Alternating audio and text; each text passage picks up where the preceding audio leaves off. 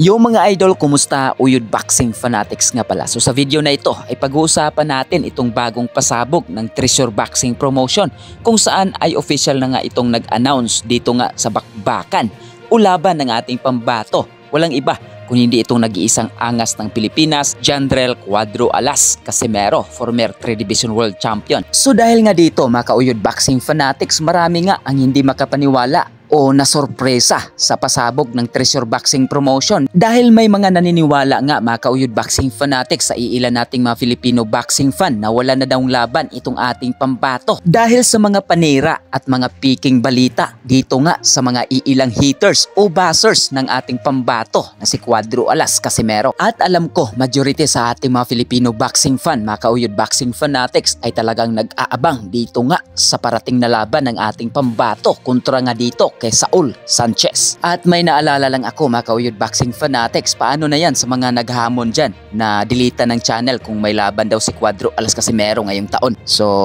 paano na yan?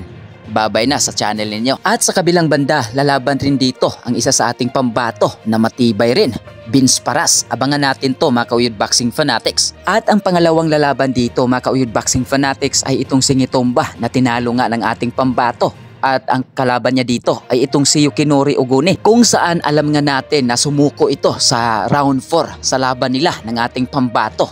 So paano na yan mga Uyod Boxing Fanatics? Talagang ito ay isa sa mga pasabog ng Treasure Boxing Promotion ngayong taon. So kung isa ka sa mga excited na makita muli na lalaban sa ibabaw ng luna itong ating pambato, ay huwag kalimutan na mag-like at mag-share sa ating video at pakisubscribe na rin sa ating YouTube channel, Uyod Boxing Fanatics.